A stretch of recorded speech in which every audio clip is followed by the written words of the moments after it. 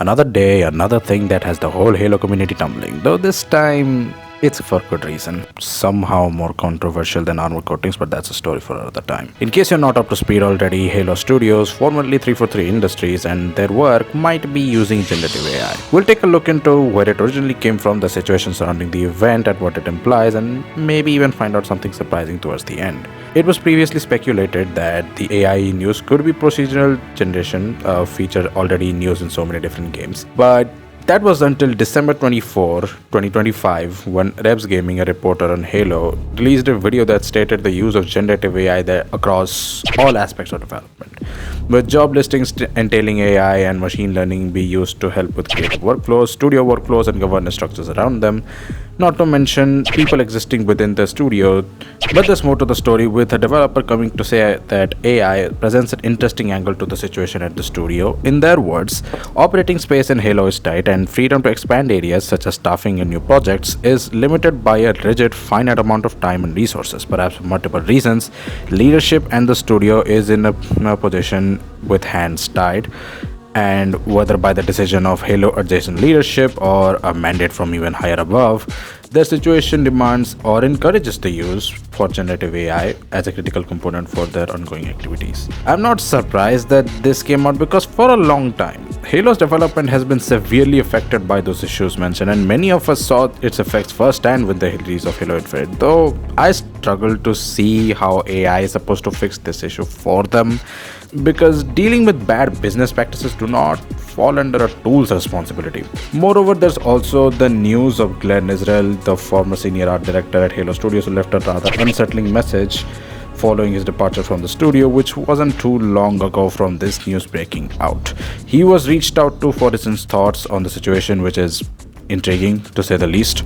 I can say that, broadly speaking, no one that is engaged in the act of actually making games in this industry is in favor of generative AI executive creative work. But the issue is a bit more nuanced than, simply AI is bad. There's a lot of grunt work that AI can do that's potentially helpful and actually good for games in the long run. Expert systems built around scientific knowledge regarding human kinesiology that can help add realism between animation keyframes, for example. Or common knowledge or best practices, forming time intensive but otherwise not challenging coding. It's when AI crosses the line between a tool one uses to make content and an author of that content that it becomes problematic. It's an industry-wide issue, and there are plenty of people in positions of power who aren't actually making games and don't understand that distinction at all. If I were to make a guess, his departure, for which the reason is currently unknown, probably has something to do with this, because why else would you bring a freedom of choice or trading away your health, your dignity, or ethics or values? Aside from that, Rebs also referred a Rolling Stone article, part of which essentially exists because of him, asking Halo Studios about involvement of AI in the development process of Halo Campaign Evolved. The developers being interviewed said that it's still people making the game and that it's a tool in a toolbox, that the creative part comes from people and AI serves to improve workflows on the whole.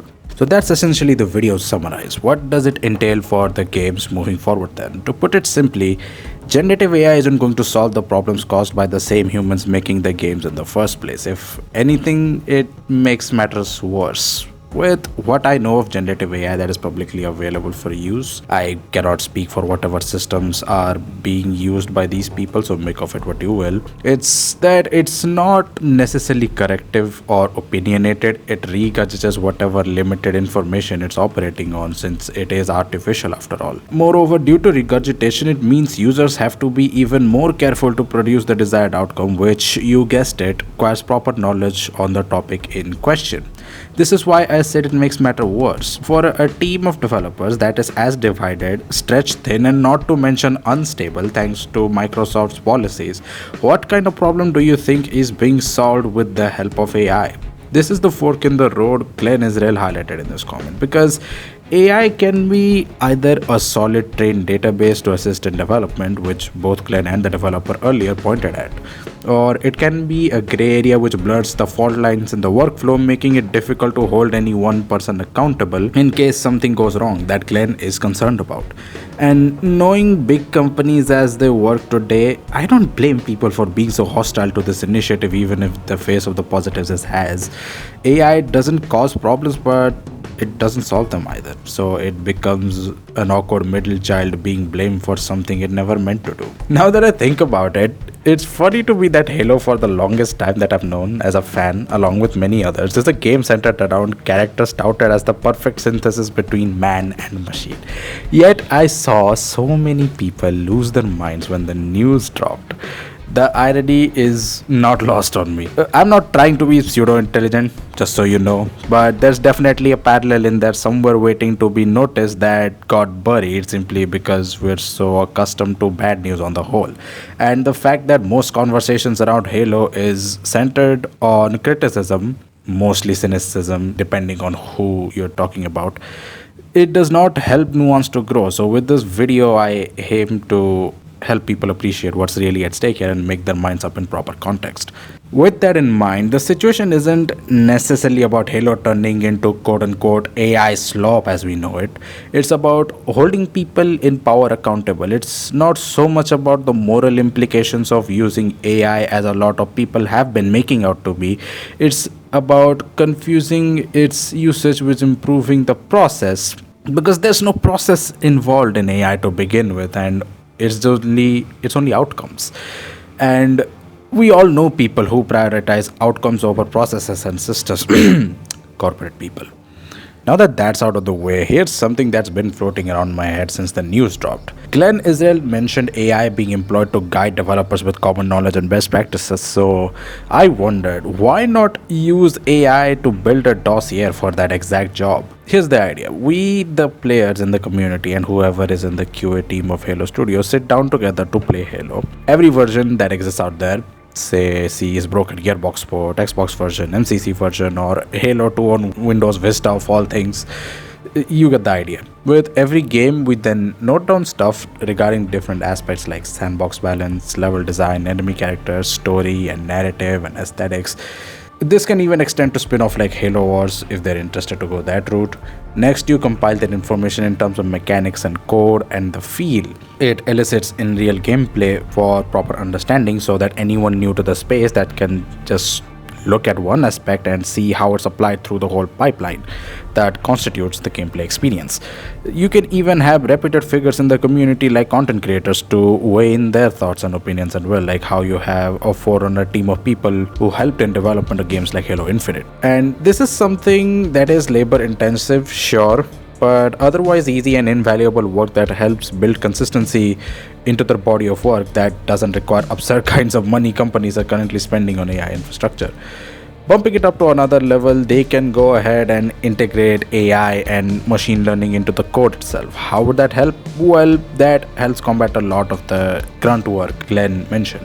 Whenever mistakes happen in development, they can and will pile up real quick if left unchecked. And it's inevitable because people cycle in and out of production all the time, so the baseline operation is not consistent here. AI and machine learning, being the sneak kings that they are, will simply tell you doing something is going to be a problem here and there, and that's it.